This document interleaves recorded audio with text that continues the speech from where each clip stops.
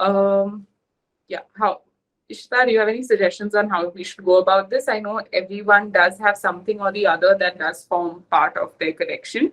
So should we do a brainstorming session in terms of how we can develop metadata for it?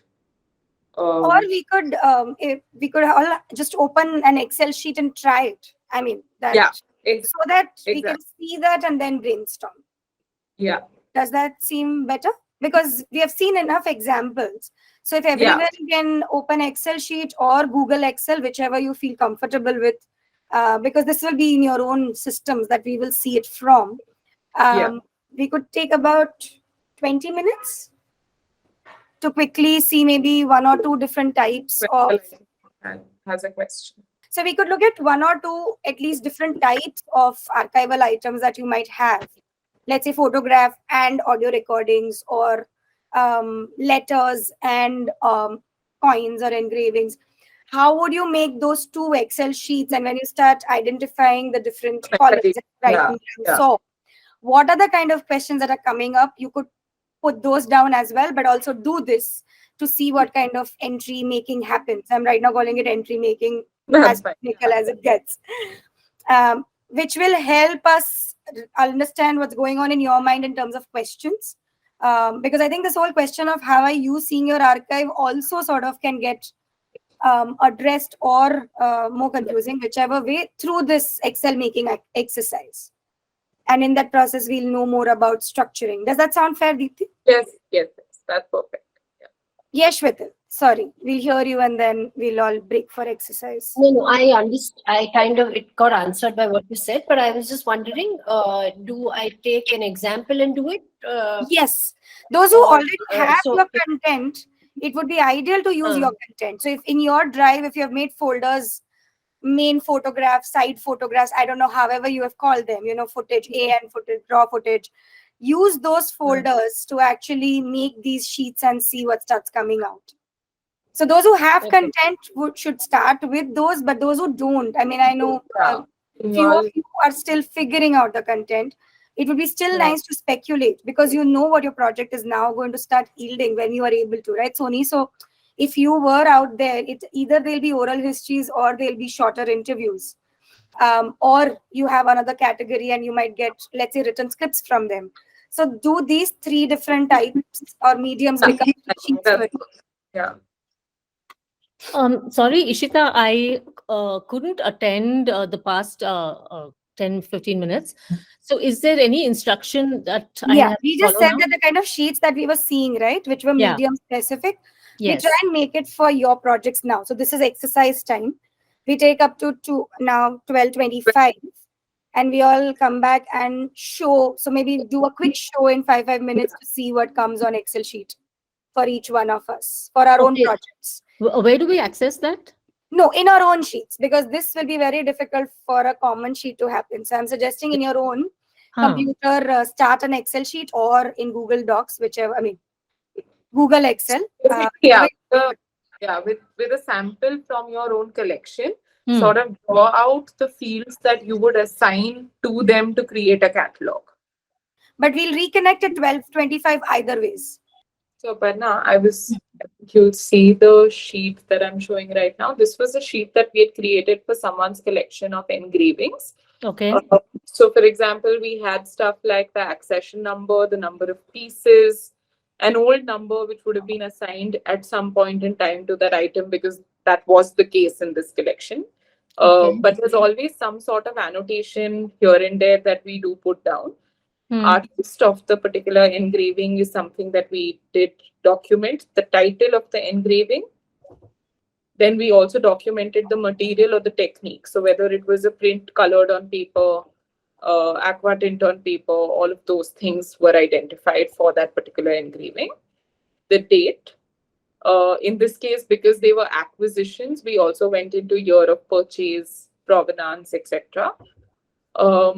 We did a description of the engraving, which is what the engraving is sort of showing.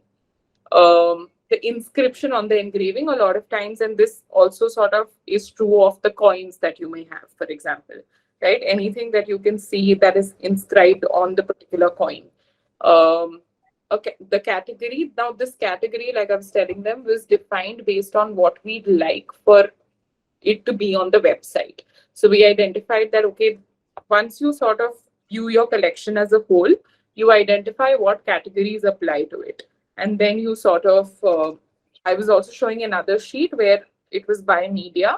So I think there the category was based on subjects. In another archive, it was based on the family personalities, because that's how we were seeing the categories develop for that particular collection. So you can think through what categories apply to yours.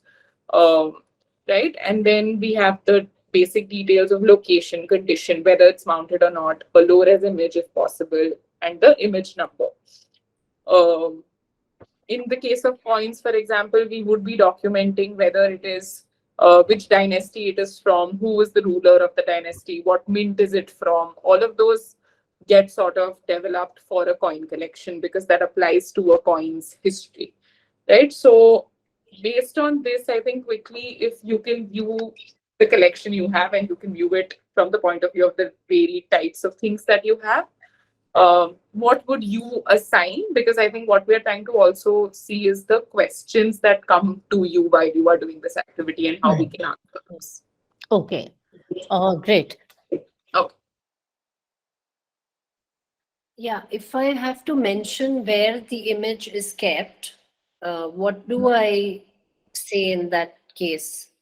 Like location is, so I'm talking about an image. It is, so I want to also talk about where the image is shot. So that is one location, and where it is kept. So where it is stored. So Correct. what is the head I can use for that? So the location, so if I think yours was also the one where we can do people, place as a category. I think the location would be the place where it is stored. Is this a digital photograph or a physical photograph? I have both. This particular photograph, I have both. Yes, so you will have physical location, which is essentially usually what we do is a cupboard, the shelf, and whether it's on the right, left, or middle of the shelf. It's something like that. We assign numbers to the cupboard and the shelf, and then the digital location is usually you, if possible, copy the file path link to that particular folder so that you can just click it and go directly to that digital image. Okay, but I was just wondering about what is the heading I can give, because one is I also want to talk about where the picture was taken. So the picture was taken in Baroda, in Correct. Pratapganj or whatever. So there are going to, so I'm just wondering location. I'm going to have No, so keep your physical and digital location to for where it's actually stored. And I think for the one where it is short, we can. No, Yeah, first thing, yeah. let's try and understand this purpose of sort of identifying where the photograph has been shot. For you, how critical is it, and do you think there is a variety in that? Because what we can then decide is whether it needs a separate metadata field or whether it can be incorporated within, say, the title of the photograph or the description of the photograph. So for if it was a photographer's collection, or if it was a project where you were, say for instance, I mean, just on the top of my mind, I do know there is a photographer who goes about photographing Art Deco cinema houses across India. There makes complete sense to have a separate column for the cities he's covering, or sort of states he's covering and things like that. So which is why, I mean, again, think about why you are wanting to map this in your catalog, and then we can decide. Okay, no, got it. I understood. Thank you.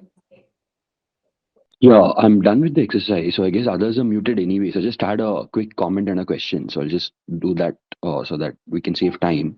One is like, thanks for showing that institutional record, because I really didn't know how to process all the material I'd collected because I have ADHD. So I just went on a collection spree in the last 1 year, and I ended up with like more than 1 lakh archival objects. And then now I'm like, just they're in storage, and they're just there in random boxes that only I know where they are in. And the common complaint from everybody in my team and is that it's almost like the archive is in your head. It's not there in real, because we got this random request. Alright, we got from like, because we got from ISC their archive that there was this guy who was researching on science history connecting Japan and Bangalore in the 1900s. It was a very niche topic that he wanted to work on. And we were like, okay, sure, take these are the 6 objects. And everybody else was like, how would we do it if we get such a request? Or what would we do about it then? Because these are just objects. And now I can clearly see when I saw this really large institutional archive with so many different sections and every single thing, my mind was kind of exploding in terms of like, this is exactly how it could be done so that you can transfer the whole thing in your brain into the meta brain or whatever that exists there so that it can be retrieved and worked on and all of that.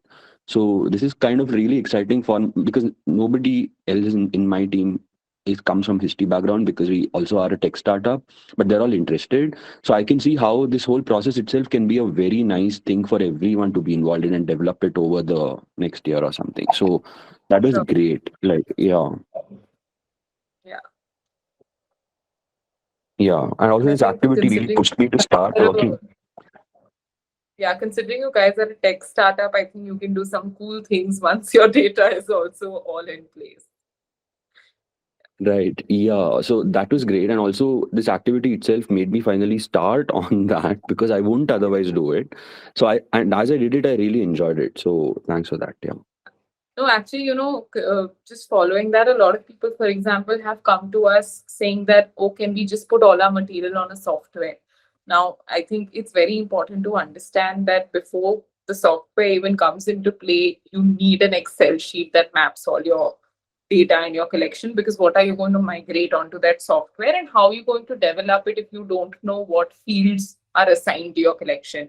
So I think metadata mapping is step one, and if you do it on an Excel, you have a framework to develop the software that you need, because not no software will apply to every, I think, and which is why all institutional archives, for example, have taken on other softwares, customized it to their sort of thing, and then being able to sort of transition into a software thing. So this is step one. And I think the moment you have a framework, life starts falling into place. I think your archive just starts, I think, from the retrieval point of view, backend as well as the user retrieval. It just helps quite a bit.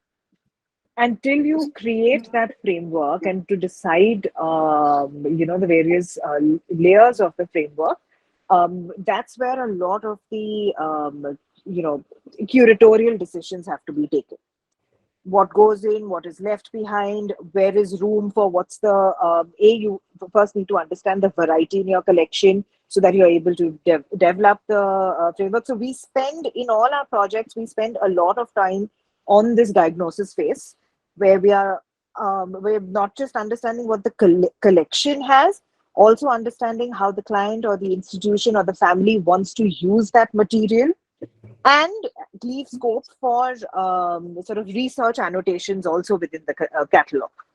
Because while you're collecting, you're also doing a lot of research because you're following leads and contextualizing things. All of that needs to be built in.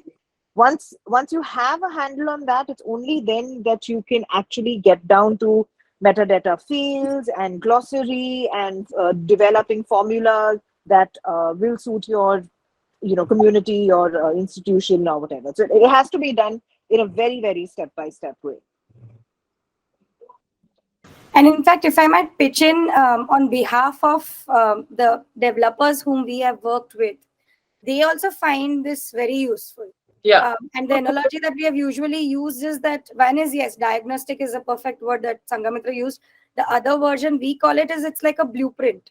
Until your design of a building is not well resolved on the blueprint, the construction of the building gets very tacky. So they have appreciated sometimes that we have come with enough work done on the draft document, which is the Excel sheet, before we ask them to start building. Otherwise, it's always this going back and forth, and we all assume that tech is easy, but because you would know better that it's not so easy. So when they have to keep going back and forth, they have expressed frustration when people have not been prepared.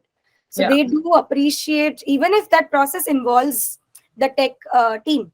And we have preferred to do that, that we work with them after a certain point with the Correct. And that Excel is- sheet. yeah. So they Yeah. start understanding the genesis of the project rather than having to execute it mindlessly, kind of a thing. So they are also then able to pitch in and say, "Naini, if you feel name the field like this, it will make more sense because now they are the outsiders or the readers that we are looking for." So we have really gone through sometimes this longer gestation period, 70-80% of the time goes in just this framing and making more and more different collections work on the Excel sheet.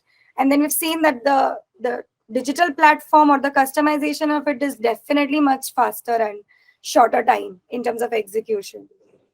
So Yeah. they usually feel happier that somebody came to us with clarity And rather that, yeah, you've thought through it, because I think at the end of the day, otherwise you are going back and then you're like, oh, it's not working.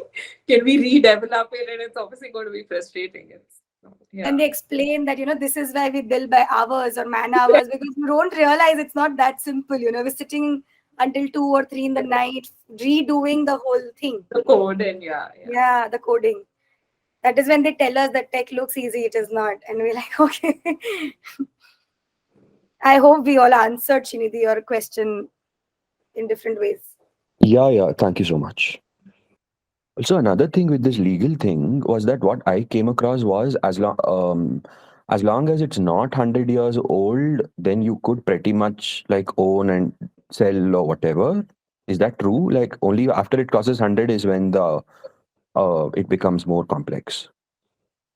So that's not legally defined. So in the abroad, there is a rule where I think it's 60 years abroad. Here in India, it's a little loose. I don't think there's anything that specifically applies to paper. I think on paper there's a certain category, but I don't think that's come into uh, because I think recently also, for example, we were working with a couple of films and wondering. So there was a film from the 1950s that had come into public domain, but there was some in the descendants from, say, the producer, etc., who hadn't put it out in the public domain. So I think at the end of the day, and it didn't apply because there are various rights attached to it and all of that. So I think at the end of the day, it also depends on the custodian in India as to whether they have. It's clear for Hmm. government records. Because Government it's records is 30 years. Yeah. Okay, after the threshold of 30 years or something, it's supposed to be made available via the National Archive of India. So it's clear for government records. Everything else, honestly, is But very still, loose. perhaps doesn't apply because, for example, you will not get Sonia Gandhi, Indira Gandhi's collection at NMML. They will not give it to you. Again, because there are multiple creators Yeah. that come into place. Correct. In government records, if the office of record creation is the government, then it's fine. But the moment it is a collaboration, even if it is, say, the films division creating a documentary, it's not just them who have the rights. It's been commissioned by them, but the creator, the filmmaker also have rights. It all depends on the agreement at that stage. If the filmmaker has bequeathed his rights to films division, then that's clear. But in most cases, no one's thought this through during the agreement phase, and therefore, as archivists, as custodians, you're looking for loopholes that you can use to your advantage. So there it gets a little tricky. And a lot of you who are doing oral histories, and Ishita, we've had this conversation on various OHI platforms, right? You're the interviewer, you're the creator, but your interviewee is also the creator. And if you have camera equipment and things like that, there also you have to keep all of these legalities in mind, because at the end of the day, who is clearing rights and permission, for the use of that material? So it gets a little complex the moment there are multiple sort of creators that come into play. Right. So this is in the context of like intellectual property or copyrights, right? So what about an artifact? So let's say it's an artifact, like let's say it's a vintage camera that is 60 years old. I think that is easier than let's say something that's 120 years old. 60-year-old is easier than what is 120-year-old. Yeah, because the artifacts law, the antiquities law applies only for something that's more than 100 years old, right? So yeah. Yeah. So something like, for instance, so the antiquity law itself is very restrictive. What it Okay. considers as antiquities is very restrictive. So I need to go back and check whether a camera from the 1960s is even considered as an antiquity, right? So the moment, I mean, and I have a feeling it isn't, and therefore, then then there is just an ownership issue, right? Ownership, and also trying to figure out whether indeed a particular company, the model or whatever was assigned to a particular company, what time frame and all of that. That's where the authenticity discussion happens. Right. Right. Makes sense. Yeah. All right. So should we all move to the sharing bit? Yeah. And if I would really request everyone to keep it tight so that we can keep to time. Srinidhi, we could start with you. If you could share what you developed, because you were already in conversation. Yeah, sure. Yeah. So basically he was a novelist. So these were his artworks for his novels that came across with the trunk next to me. I just started to catalog them from there. So um this was the paper artwork because there was no digital artwork. They had to do the paper art and then put it up. So I just gave accession numbers. I really like the structure to it, but I don't yet have a structure. So just put Yeah, this you can put that through. Yeah. and provenance is this, and then description. This description bit I really liked writing because currently I'm working on a piece to kind of retrieve all the of how as in I was discussing with Ishita about this project that's coming up in Bangalore, and this is a piece that had missed out. As in the second artwork, if you see, it's a woman who's perplexed and standing at crossroads with four men in the background staring at her, and that's the novel's title. Now, I was looking at how women were looked at and as a lens for this exhibition of all of these artifacts itself, but I had never thought of putting this up. But now that I started writing the metadata, I realized that this also has an angle that I would like to share. So it kind of is nice to just go through the process itself because I was able to like really get more out of it for the exhibition itself, and then I wrote the category. But yeah, but overall, like it was kind of therapeutic to just sit with it and write. So I've just enjoyed the process of going through it and writing. Yeah. And I think just a note on that one, I think obviously this is what you've done immediately, but I think inherited from grandfather, you of course write the name, etc., because you may know grandfather, third part. So just when you're even making the entries, make it from the point of view of a third A party. lay person. Yeah. Yeah. Here on purpose, I've made it like very personal so that it's like my own notes. When I do the second iteration, I'll actually make it professional. Yeah. Right. Great. Yeah. Okay. So I have created one sheet, which is for an image. And so I've given it one number. I thought I should have the size of the photograph also over here. The quality, I don't know, for black and white, should I write quality or what should it be? I don't know. So we usually do color, but yeah, you can. Acha, yeah, okay. Then I have image type. So it is paper, it is on paper. And the physical location, very fancy blue trunk. And is it digitized? Yes. And where is the e location? I have given like what I know right now. Then I have said, sorry. No, go ahead. I think Then it might. yeah. Then there is a backup location also. I have two hard drives on which it is there. I don't have the hard drive numbers, but I have put that. Then date of the like when the image. So I don't know whether I should put time period like in like as you said in the 80s or 60s or 50s, or whether I should put some dates over here. You can also have two columns. You can have a decade marker and a specific period also. Okay. As well. Then who I got it from. Then who was the photographer. Then The description. description. Then context. So I just put some things because I feel that, when I'm connecting it to different things, I want to know why, what are the things I'm looking at in this picture. So whether it's clothing, it's some personal history, then the kind of photography that used to happen at that time, the kind of paper that was used for printing, some personal history which is related to my mom. And as you said, the location of where the photograph is taken went into this context. I don't know whether it should go into description or context, but because I some of my history is talking about areas in the city where different cultures stemmed differently, grew differently. So I have put it under context. Then who has the what is this word I have to put over here? Who has the rights to the image? Should be rights or what? Owner. It can be owner. Owner. Okay. And then availability in terms of it's open or free for people to see. Access wise, you mean? Yeah. Okay.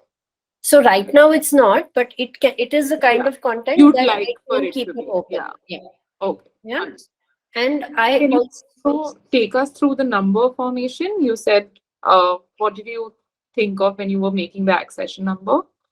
So FC is what I have named my project, which is full circle, which is basically comes from Garba, which is done in a circle. But for me, it was my personal history plus the history of a lot of things, so whatever. So it's called full circle. Then image is IM, then Okay. 01, and then I also did one more, which is 01D, because I feel I need to have two numbers, right? One is for the digital and one for the physical. So I don't know whether I should have two. Yeah, so usually the digital number and physical number are two separate columns. Okay. Because it's linked. So you can separate those. Okay. Of course, we'll come back to this later. We'll also refine it a little bit when we Yeah. come back. But you were showing a second sheet also? Yeah. So I was just working on it. I haven't finished. So similarly, I made one number for this is a music album that I have, which is actually recorded on site. And it was named it Arki Garba because that is where it has been done. So that is how that file is also named, digital format. It is location is in my laptop right now. Person who I've got it from is Manisha. Number of songs I thought I'll put song names also, because then I can the same song sung through different eras. I can have the collection, like, okay, in 80 Yeah. it was sung like this. Then singers names. Then description I thought could be a little more about, because again, this is specific to a certain place where some things happen. So I will have description as to who are the people, where was it done. Uh, there were people from different parts of the country. They were not Gujaratis who were singing. So I don't know what words I'll put in, but I think that I needs. think here you could do a song description as well as a historical significance, right? I think you're looking at it from both points of view. So Yeah. you could that column as well. So I could add a history column, you're saying. Yeah, And the then, historical significance of the song that you've been able to. okay, right. And then I've put time period. You said decade I could put, no, over there. Yes. And Yeah. also in provenance, for example, Manisha, but little more detail, like you said, Manisha. I think third party, nobody. Yeah, will know. no, of course. Yeah. I understood that. Okay. No, I'm just kind of, even Shweta's MacBook is not a place, but Of course. Yeah. No, that's so yeah. So description, and you said for Historical. history. Yeah. Okay. Thank you. Thank you. Just one tiny thing. Location where you said trunk, right, for one of Yeah. the entries. Yeah. Apart from the trunk, in which property the trunk is, which house, which office, that will ideally you should be putting that in. Be as specific as possible. No, of course. Yeah. No, and I realize that now organization is becoming important, because it's only if it's organized that I can make these entries. Yeah. Perfect. That's great. But when you're doing compositions like that, the song or whatever, This is where perhaps you may have to think about an associated record or 2 minutes. Sorry. So because I'm guessing this is a version sung by. I mean, all of that. The original. I'm so sorry about this. The original, the sort of song, and then the version sung by subsequent generations. Maybe there is scope to also put down that as well. Either in the historical significance or somewhere. Or if you have different versions of the same song, then those you could put down under associated records or whatever. I didn't understand. So you're saying in the description, I should also put another column where are the other versions kept? So in your description and historical significance, you build up the origins of the song and the version that you have with you right now. If it's not an original number. But at the same time, if you have various iterations of the same song by different singers, different composers, those can also be built into your catalog under associated records or Okay. under cross reference. Associated That's something. records. Yeah, Okay. yeah. I mean, in collections like this, it helps. Yeah. So you do know that there is a certain folk song. You have the original recording, and you have sort of subsequent recordings and iterations by generations thereafter. Okay. So that in Noted. itself gives you a very interesting curation, right? So your Right. archiving process and cataloging process itself gives you a very, very interesting storytelling avenue. Okay. Okay. And we'll come back to your context column later. I think that can be something that we discuss at length eventually. Okay. Yeah.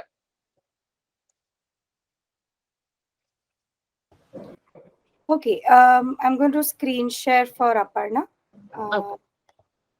Okay. Yeah. Yeah. Thanks, Ishta. So I've started with like a world stamp collection, and so I wasn't sure what to say for material or technique. So I've just said like paper stamps, which is the original postage stamp. Okay. Now it came into my possession maybe about 5-6 years ago, and the next column is historical. What I've changed it to is historical value or dating, Okay. which goes back to my father's childhood. He had a boyhood hobby, and he had a group, and they used to trade stamps informally between friends. So it's an inheritance from him, and it goes back like to the 1940s, 50s, uh, you know, Yeah. that era. So there are stamps from all over the world, and what is interesting in the description, which I haven't completely finished, is that some of the countries, their names have even changed subsequently. So that's what's so interesting. Like you'll see Yeah. those stamps in the original name. Yeah. The inscription there would be like a country seal, or the date when it was posted, that kind of thing. Yeah. And yeah, so that is for stamps. There's also a personal photo collection, which is original black and white vintage pre-independence, and they are all family photos. Some of them contain studio names, and that's how I got interested in research on studios. Then there are there's reminiscences, which is purely oral history, and I went about it by recording reminiscences of people, and some of them are historical events, and it's to do with people and places. So I'm wondering whether I should organize it in terms of like living histories, like timelines, or that sort of chronology. Or it could be along geographies also, because there is a railway connection. Like if they worked in the services, for instance, during the Raj, then there's actually the metaphor of the journey that you can actually bring in as they went from place to place, to set up infrastructure. Sure. Uh, so otherwise, there are history stories of lifestyle, like under descriptions. Uh, so other than historical events, I'm also interested in this aspect of, like, a lot of people knew this, what they call, plant-based medicine. So those kind of things, I'm very interested in collating, because we are moving more and more towards allopathy, Yeah. and that's that kind of thing. There are letters in original, as I've said. Um, so uh, those are also part of my family collection, which I've gotten, and they're typewritten with original signatures. There are memoirs which are also, and there's a fictional story written by my grandmother. She also wrote an article on how the neighborhood of Egmore was in the first half of the century. Hmm. Now, what I'm interested in, which I've suddenly started looking at, is like vintage books on history. So it could be interesting from the point of view of how the telling of history has changed, and what was considered historical then would be maybe much more historical today. Or I want to actually read those books and see again, like look at the retelling, look at the telling of history. Those are hard copy printed books. And then there's furniture. Now, Oh, what is not in this document, which are subsequently updated, are a few columns like legal ownership. Like under that would be like, is it in the form of a will or notarized document? yeah, Location in terms of how and where is it currently housed? correct. The names of people featured. If it's a photograph, then documenting the names of each of the people, because they may belong to now separate descendants, and that goes to the next column, which is about permissions. Hmm. And is it acquired or is it pending? Okay. And the last column is the maintenance condition. Like for instance, like my great aunt, for instance, used to use a lot of neem leaves, Hmm. and that has been absolutely amazing. And I'm very terrified of silverfish, those things that create Yes. holes in Yeah. paper. Yeah. So I thought the maintenance condition was also important. And some people used to use this white powder called gamexine. And Hmm. I also wanted to study some types of paper for like what sort of envelopes, or what do we put in it. Hmm. Okay. So that's where I am. Yeah.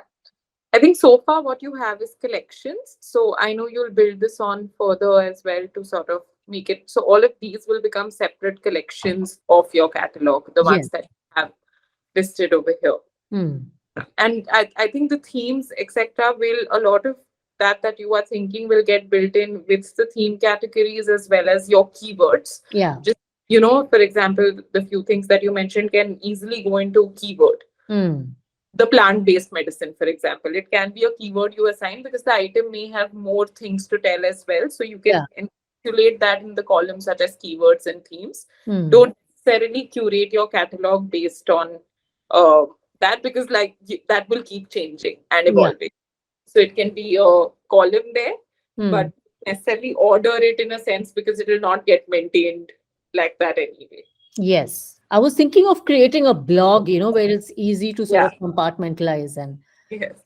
then have Yeah. connecting keywords and stuff. Yeah. That's also fine. Dipti, one question just now when you said that it looks like I have collections, what did you mean? So, for example, in your catalog, in your personal photo collection, there'll be photographs, right? So, Mhm. photograph will be cataloged. So, this will become a separate media type. You'll have a book Hmm. catalog, you'll have a photo catalog, you'll have a stamp catalog as separate catalogs, where you have your items listed within that collection. Ah, Because okay. that's how you will categorize your collections, and then within collections, archival items. Yeah. So each of these fields that you've developed will be traced for every item. Otherwise, So within that in collection, you any won't be able to retrieve your particular items. You'll still be going back to a world stamp collection and not the stamp that you are looking for.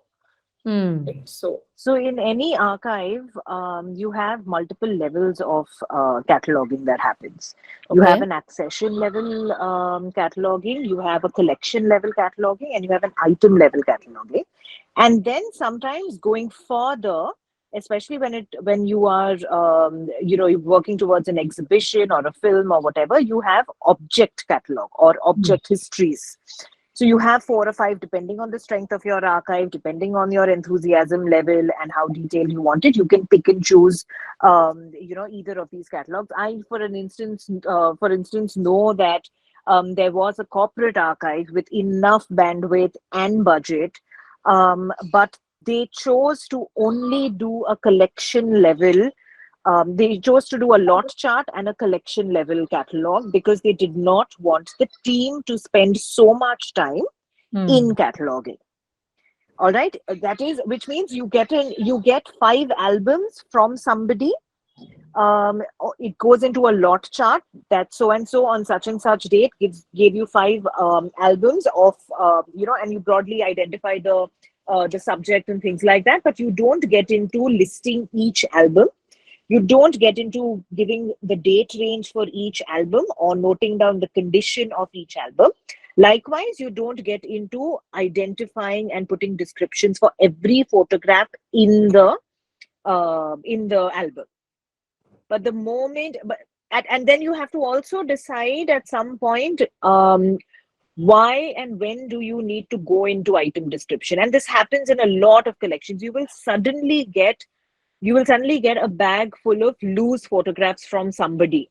There may be 400 pictures in them. Do you, as an individual or your team, have the time to sit and catalog this immediately? You don't. You will push it for later.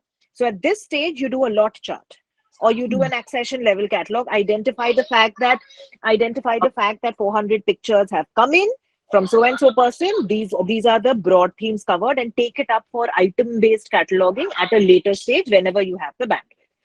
Again, these are calls you need to take depending on team strength, depending on timeline of the project, budget, and so on and so forth. Because a column, like you said, identifying the people in a photograph is a more specific column, which may not necessarily get assigned to your personal photo collection thing, right? That's a more specific thing, because if you list down, then it may not help you in any way to find those people in which photograph they are, etc. So that's a more specific column. Yeah. Okay. Yeah. Thank you. At any point, will you be going into like the kinds of thing, like, are you recommending an album, or if it's an album, then, is it the ready-made albums that you buy? Can you get those albums with labels? We could definitely, do that at, I think, another time. We'll definitely perhaps not in this session. Not in this session, but happy to, come in. Okay, sure. Thank you. Okay, so over to Nijum. So my intention was to archive Mahbub and Lipi together. And when I went to them and find out their activities in 90s, and I think this timeline is now quite okay with me, from 1986 to 2002. And I input the information here: code, title, number of pieces, genre, and duration. And I think duration, video or performance art, this is important for some of their practice. Medium, and I'm confused about medium and material and technique, three different section, but I think sometime material will be matter. Like I call them as a sculpture, but the material is sand or something. Exactly. Yeah, that's the difference. Yeah. Okay, so there is another point: theme, concept note. All the artists have a concept notes nowadays, but these times they didn't have, but nowadays they have. So I added it. So country, location, because some of their artwork is now their collector's house. And the purpose, I think this is a point of me for exhibition or self-drawing, for their self-preservation or self-collection. Work without any target. Their current physical description, quantity, and this item code, size, resolutions. This is, I know this is valid here or not, but this is valid here my other section, because when I went to Mahbub's collection now in last month, there is a huge work in the early 90s, like paintings, installation, performance, sculpture, collaboration with Lipi as an initiator, and which is my focus actually in this workshop, like their journey, like their stories, to whom they go there, what is the journey, what is their stories this time, what is the difficulties. So I cannot make any specific section, but these are my initial sections. You can link the journey to the artists or the items as well. You can bring that in so that it's along with your other fields. You can trace it alongside as well, rather than creating a separate tab. But you can do that at a later time when you've developed it further as well. Right now, you can develop it independently, but it may come together at the end of the day. Okay, but my point of view, another point of view is that if I send it to Mahbub Bhai Hmm. and ask him to keep my record sheet for her for his future Okay. work, but I think is it very complicated for them? I think artists are so sensitive. They didn't want to go through many things together. They just want to see the thing in a first impression. I think I can make it as a simple version also. And And Ishita, can I show you some images that why I create these segments? yeah. Yes, yes, please do. Okay. So, sorry. As I initiated, this is Mongo Shobha photo. Can you see? Yeah. Love. Okay. So this is as I initiated, 1989. This is the first kind of sculpture from 1991. This is the first installation work in Bangladesh Shilpakala Academy, 1994, and this is a signature work because this kind of artwork, nothing, no artists are practicing this time, and this gallery is also nowadays not existing. This is a collaboration work, Mahbub Lipi. This is a painting sample. This is a performance, and this is the story. Maybe this is with the Jindal Group of Industries in India. They have a stone carving workshop. So my intention is basically archiving this kind of information, photos or stories, but by the package, I got this kind of material also. Ah, these are lovely. Yeah, these are lovely. So, Yeah. so there is a many variation in their earlier days, and I don't know nowadays what kind of expansion they are did now. But this is my. I think I need to expand these things Yeah. more. Yeah, Yeah. but I think initially this the is the more you catalog. sort of spend time, you'll be able to think through how you can expand this for sure. But this is great to begin with. Okay, so I want to feedback from you more if it's necessary for me. So I didn't catch that. So I need more feedback if you Yeah, so I think what we'll of course need to do when we have a little more time also is sit with the collection that you were showing us and try and fill these fields out, because I think with a lot of these columns we'll be able to understand how you are thinking about filling these, whether it's the purpose or the theme or the concept note. So once you also do some sample entries, perhaps we can, circle back and see whether everything's fitting together. Is there a way to bring some things together, separate it out further? Those are things that we may need to discuss once you've done a few sample entries with the material you already have. Yes. okay. Yeah, so I think one of the things at this point I would mention is that because we are all meeting back tomorrow, Yeah. including Saman and Deepthi, who are going to stay along with us, even though the interest of the session might change a little, but we'll all meet tomorrow to close these conversations which start today, which are so layered and complex. So Yeah. if you feel like in the night when you're freshened up and you want to try out, or early tomorrow morning, you can build these sheets further. So they don't need to be momentary exercise only, so that we can come back to it tomorrow with further clarifications as well. And even if it means that the planning of the workshop changes a little and we take more time, that's perfectly how it should be. Um, Kaustubh and Sony, either of you wants to take over? I have Purnima's presentation with me. I'm keeping it right for the end. Yes, Because yeah, go ahead. yeah, I'm sorry. So I was just flicking by the internet, so I was not able to like catch this, what's happening, what I have to do. So yeah, Uh, so I can just share an image that I have like written a few text. So yeah, I'm just sharing. Sure. And maybe now that you're listening to everyone and you're seeing the Excel sheets, if you want to give it a try later in the evening. Yes, Um, yes, I get it. Like what is going on, and also yeah. okay, go ahead.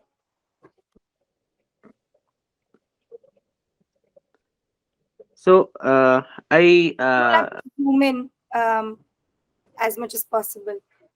is oh is Right now, it's a beautiful artistic image with a Yeah, book I love it. and a scissor. Yes. yeah, actually this Caesar is the, like, I The mean, page. You also, rival could I object. suggest, sorry to interrupt, you might have to mail it to me because I think screen sharing from the phone.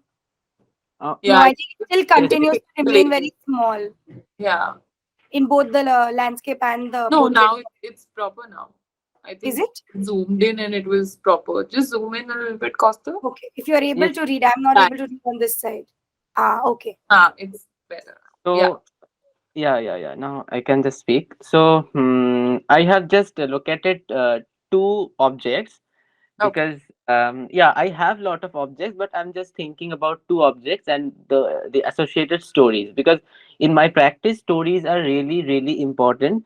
That how I am making my paintings and films and books. So actually my books are like the scrap, which is actually in a like archival term, it's actually my metadata for the paintings and films whatever I'm doing. So yeah, so the first object is Caesar. I have given it a number, like even I don't know it should have number or not, but yeah. It should always have an yeah. Yes, but I really enjoyed numbering it.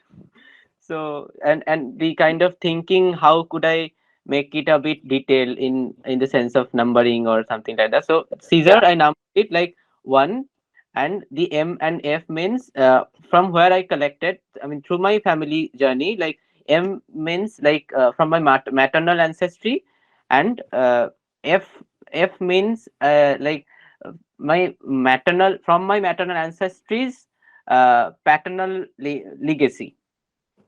Oh, okay. Yeah, so my, it's like my mother's grandfather's Understood. collections or Understood. something. Okay, Yeah. okay, okay. Yeah. So the material is iron. This Caesar actually, I mean this Caesar. Yes, yes. Yeah. So iron, and it's approximately 90 years old. So it's also, I have listened the stories. Through stories I've got that key, it is 90 years old. It's like Okay. that. It's not ki surely it is 90 years old. Of course. And the locations or something I have got, or the thing is like it was in Joshidi in Bihar, and after that it went to Jharkhand, I mean Yeah. Deoghar, now Jharkhand, and also after that it came to Chuchura in West Bengal, and now it's with me in Boichigram. So it's like, and the thing is the story with this Caesar, I mean, the purpose of this Caesar is my maternal grandfathers Used to actually used to cut his mustache. Okay. love. I love this. Yeah. And it's a really tiny Caesar. So Okay. and the like, and the associated or maybe the hidden story is that how it actually traveled through, I mean from Jasidi to Boichigram is like Yeah. when You'll have that in your provenance history. yeah That, yeah it yeah. yes it's like that when they were in Jashidi, and they had to shift to Devghar because of that Bengal Bihar partition after independence, and after that they went to Devghar in a like rented home. So and there in that location they also face that kind of operation, and it's not like the operation, it's like language based like, I mean discriminations and all. So 1956 it happened, and they moved to Chuchura in that case, so around 1960. So and then my mother married to I mean came to Moichigram in a, I mean marital cause and all. So it's like that. So And and second object is, yeah, I'm sorry. sari border. No, no, no. Continue. Second object is shari border, which is my and also I numbered it like 02 M and M, like my from my maternal ancestry, and her grandmother, I mean her mother's grandmother. It's a Okay. really old uh, object which is made of silver, and it's approximately 150 years old, and it's actually from Khulna. My maternal grandmother is from Bangladesh, and after her marriage to I mean in Joshidi, and then it came to Deoghar and Chuchura and Boichia. It's like that kind of traveling history. And this Hari, the associated story of with Sari border is interesting for me, for my work is like that. The story I have listened with this Sari border is how it actually been saved from the dacoits. Oh, Like yeah, every object from their home, in 150 years ago, uh, I mean, uh, it went out with a lot of dacoities, like many times. But how it shaped, like they threw it from their window into the outside pond, and after few months they collected it. I mean, recollected. So it's like this story. These kind of things I really interested in. So I don't know if it fits into the archival process or not, but oh, of uh, course it does. I think yeah. it's great. So Yeah. yeah, I think and I'm just trying to accumulate with my practice and archival material, and yeah, it's like that. Thank you. Thanks, Kaustav. As I said, this was artistic and record keeping all in the same space. Perfect. This like sort of reminded me how you can't draw a scissor on Excel besides scissor. So That's so true. yeah. Limitations of each process. Sony, over to you. Thank you. This was fun. I had to imagine what is it that I should look for. And in that process, I learned a lot. And this was a question that everybody was asking me in the previous workshop as well. So, this is what I have been able to come up with. I will begin with the number. I will describe what it is. And I'm imagining a lot of it is going to be interviews. Okay. Okay. But it might also have, a book PDF or the book cover that, people are talking about as they speak. So Yeah. again, to give you a quick recap, I'm going to ask people about how do they remember this literature.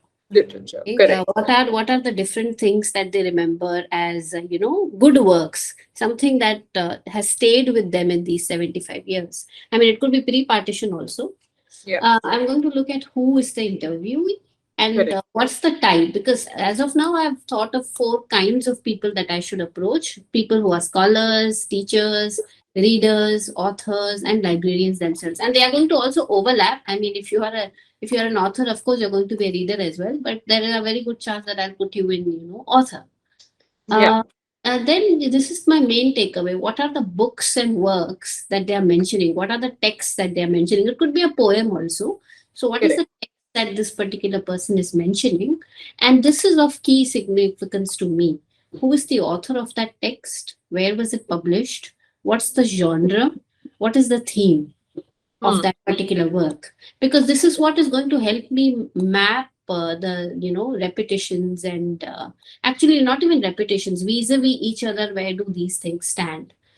So while the interview is happening, I'm looking at what sort of keywords are emerging there. What's the title of the document of the transcript of the interview? What are my notes on the interview? Where is that document? Now this is interesting. This is the reason why I'm asking for these things, or I'm looking at these things after the interview is over, because I want to connect it to other items with That this. yeah, correct. Yeah, on the Perfect. basis of keywords, on the basis of the interview, on the basis of my notes, and so on. Agree. And these are I mean, then comes the technical details. This is what will go on the website or whatever interactive format you come up with, but the backend details, name of the interviewer, date of interviewee, Correct. contact details of the interviewee, brief description, keywords. Sorry, I repeated here. Archivist notes also I repeated here. But then come the technical details. Is it going to be, audio, video? What is the size? What is the duration? What is the where is the item located? And Correct. folder. I think another thing that you could add here is definitely the material received by an interviewee, because you may be in that position a lot of times where they are also giving you some material while speaking about it. You may not necessarily get it physically, but you may take photographs of something that they are showing you. Uh, So See, if it's a, this is where I've included it. Is it, are they giving me a book cover? Are they giving me a book PDF? okay, so you'll put it within. Right. Okay. So No, one but is an so interview. your item type, your main item type will be in the interview. Mhm. And then you'll have to have another column which has that material, because Okay. this file is an audio recording. You'll have to Okay. catalog the material received separately, if Okay. at all. That's later. If it grows, right now you can just mention material received, whether it's a book, etc., etc. Um, okay. Fine. That's all. Yeah. This is Very Yeah. And interesting how you yeah, actually put speculative to execution. but I I'm think this is quite where that thing, Ishita, that you asked. I think, when there's no tactile objects, I think just, I think this falls into place. That's what I'm saying. That's speculative done very well. So Very there well. is always a possibility to think of these processes in different scenarios, isn't it? Yeah. And in fact, it's very interesting because the moment you're thinking speculative, you are opening up more possibilities for your project, which might have not happened if you had Yeah. got the interviews already. yeah. So that possibility is very nice. Yeah. Okay. Thank you. So we have Purnima's presentation. Right now, I'll just briefly talk about the work that you'll show and how I went about it Yeah. and how it can get better. I'll put off So, camera as this well. is a grant that we received for research and also putting the research into a format which becomes a sort of a public art display, not art, but public display. Uh, we were also asked to create events out of the research that we were doing. So you can move to the next slide, Ishita. So it was about how the transgender community is views the city Bangalore from their lens, because as much as we all belong to whatever cities we are in, the way the community um, uses the city or finds the city as a space, what is safe for them, what is accessible for them, where do they feel safe, where do they feel challenged. All of this is extremely different from all of us. Okay. So it was a very interesting insight because, like I said, there were so many spaces we wouldn't have even thought about that being unsafe for the trans community and not for us. For example, um, you can go to the next slide. Our research, I mean, this was the name of our project because the title had to be something very basic. And since the research also was quite see, there is depth into all of it. We can go into personal stories of discrimination and violence and all of these, but we chose to stop at a very basic level because the audience we were catering to were also just getting a glimpse of this. They were not, and we could get into deeper discussions regarding that based on the interest levels of, what was happening in each of the spaces. So largely the whole research project was called Navu Idivi, which means we exist. Mm. So we can go down. So, for example, down.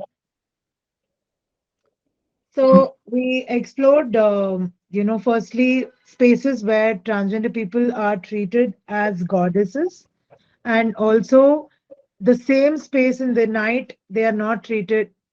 I mean, how I don't even know how to say it in that language, but they're not treated as human beings at all. So, how do we create or how do we document that juxtapose was an important um setup for this event. We wanted to show how the participation of people and how people looked at them in a very in a faith in a blinded faithful manner of them being like almost close to being like a goddess and things like that, and then we did another project which you can go down, where we documented some of their stories further down, where we documented some of their yeah, here So as we all know that there is a common park called Cubbon Park. We little did we know that the Cubbon Park has been very historic for the trans community itself. So we did a very interesting walk in Cubbon Park with the participants who came. And all the trans women who were with us were actually, they used to practice sex work in the park. So they stood in the spots where they actually used to stand for their clients, and they narrated their story about their experiences of how much the park has changed now and how it is not a safe space for them anymore, and how there is so many regulations and interventions by the government that the space is no longer available to them as a community, even to come and relax there. So there was a very beautiful performance, kind of a storytelling by each of the trans women under their favorite trees or memories of these spaces where they had strong stories to tell.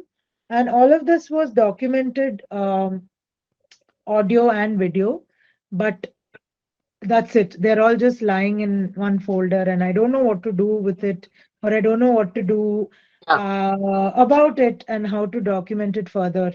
So, like I was mentioning the previous story, with the celebration of the festival or celebration of the Yellama goddess. If you go more below, we did a small walkthrough. No, more below. These are photographs that were clicked by the trans women. We tried to give them a camera to see how they feel. Yeah, that one below. This was the juxtaposed project that we wanted to do as part of that, where we documented stories from this bar, which is 60-year old and has been housing the people from the trans community, and it is considered as a safe space. So we were able to interview people, transgender people who are 60 years old, versus to the ones now who are like maybe 20 or 20, 25, about how this bar has helped them actually make friends and uh, make it like a safe space for them to hang out and celebrate within their own community, maybe birthdays or small celebrations, whatever is personal up to them. And it was so interesting that a space like this was so historic and important to the community versus what happens otherwise. And this is also a space where um, they have their clients and things like that, which is very important for their profession, in that sense. So yeah, all of this we did as events and as lot of research, and collected so many stories and information which I have nothing to do. I mean, I don't know what to do with all of it at the moment. But yeah, this in a nutshell, I can keep going on and on. All of the research and the events have been so heavy and so integral to the city, which can be so easily forgone. But like we did a this dance karaga workshop in a graveyard, because that graveyard was taken care of by transgender people, and the connection between a graveyard and the trans people was that they felt safer to spend time in a graveyard than with people who are alive, who are judging them, who are discriminating them, not giving them a place to stay. And some of them used to actually pitch tents and live in graveyards because people would stop bothering them there. And so there were so many associations with that. Plus, there was so much culture involved in it, because they say they wake up Draupadi by doing this dance. Um, and hence performing it in a graveyard is very auspicious. So there were so many connotations to just one angle, and it was so interesting to open this out to the public, to for them to actually come to a graveyard and watch this dancer transform from a man to the goddess, and then also to talk about the stories of just a social situation of why they like and feel comfortable in a graveyard. So there were so many, there is always too many perspectives to each story, and that makes it harder for me to put it in one bracket probably. But all of it is also possible because also not possible because I'm not able to reach out to so many people, older transgender people, because they're literally very invisible in the society. We don't even know, we don't have access to them very easily. So a lot of it is just stories that have been told and recorded. I Yeah. think if I might just pitch in here before you comment, Deepthi, I think participants might also agree that the overwhelm or the lostness that you're feeling is only really temporary, because I remember something like this. Even Shwetal and Tanisha, who's not been able to join because of exam duties, they also were feeling, especially when you work with, I think, community histories and archives, um, because there's so much of questions of ethics and layers of information. Um, Hmm. Also because earlier what I asked, there's so much of it which is ephemeral, right? Because it keeps changing and it's living. And how many different attributes can you associate? But all I want to say is that this is not undoable. It's just that, yes, perhaps we need to help scaffold the earlier steps of the processes, maybe do the earlier exercises which we had done with in the September and October workshops, which were a little more creative and simpler before jumping into what we are doing today. So once you go through those steps, and as I was saying earlier also, once you learn those steps, if you were to do those steps with the community members, so we are constantly working in both interfaces, because ultimately it's their content and their knowledge. I think it will become simpler. I can really assure you that now, because you've tried it. Awesome. So I think, yeah, like I think looking at the collection, there's definitely, I mean, the moment, like you said, I think there's too much right now, and therefore you're getting a little overwhelmed because you're looking at the stories that are coming through in this collection. But I think if you just, start, like she said, of course, the processes are, I mean, she'll do the workshops that she did with you. You start sort of narrowing how is it that you are looking. And also, I mean, when you showed me the collection, I was like, okay, you have two types of records, one that you're collecting and one that you are generating. So I think within the, yeah, sort of you have oral histories and you have photographs, you may have videos of these events that you are doing. So I think if you sort of start thinking through those and then divide that into two, don't get overwhelmed with the stories, because the stories will link themselves to your material anyway. So Yeah. of course, Because I even think for materials which we collect usually, for example, the objects which are lying in, let's say, some family archives or an institutional archive, it might feel like that they don't have a story told at the forefront. But I think once we start working with it, they also daunt you with the stories that they might conspire to tell. So either ways, the storytelling happens and will happen. right. It will not hold you back. And I think, like you said, I think with a event, with a photograph, there's of course the transgender community and their history, but you also got an evolution of Cubbon Park itself. I think I mean, it's great that the city history and the community history, I think it all just comes together. But if you don't, perhaps start by thinking the other way around and not, and the stories will fall, I mean, get linked, follow, etc. I think that's In fact, when you said city histories also, I think this is a good point, good time to bring it up for everyone, that within metadata also there will be primary, secondary, tertiary. So definitely. depending on the frame which you are developing the project with, so city history, if it is a result and it is a secondary metadata, you need not worry about it in the beginning, even though in the process it became something which was very important.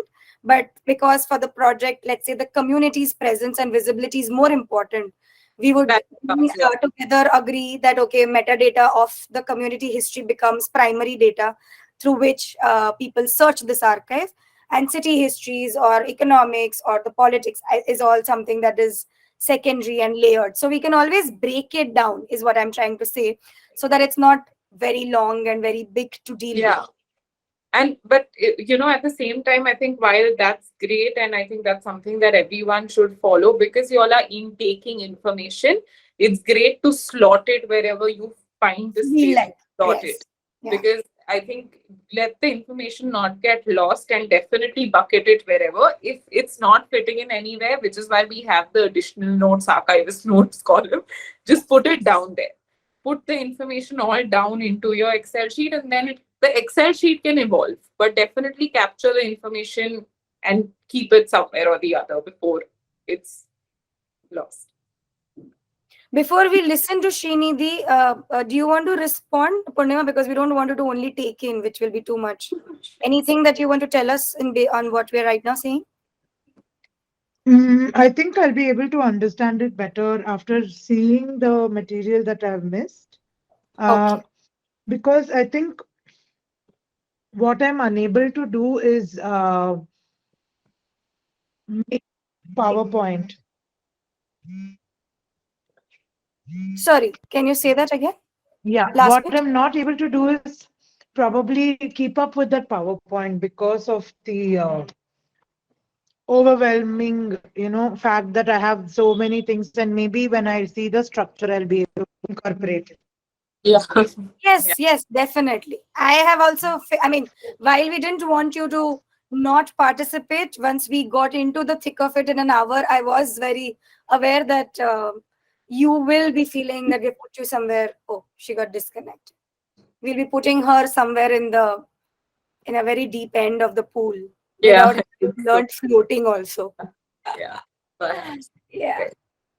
But this is good learning for me. Maybe I could have shared the resources, at least some readings or videos for to Yeah, Purnima to it's see before also, the session. I mean, with collections, and I think when you're an owner, I think that whole thing that you do in the beginning, just sort of, like you said, the purpose. I think Right. with her, she'll need to sort of narrow down the purpose, think as Yes. what her, all of that will have to happen before she arrives at what her metadata should look like. So Definitely. That's what I'm saying, that maybe those yeah, videos, though they're not edited and uploaded on YouTube yet, I could have shared the internal links for her to catch up. But also, again, I feel that, just throwing in resources the it's way we not do it in college is just also not one. working. Yeah, It's one good on one. to have a one-on-one conversation and then I sort of help them see what Yeah. the videos were about. So yeah, we'll go through that process. I think, but let's take a lunch break so that we don't wear out. See you Thank all. Thank you.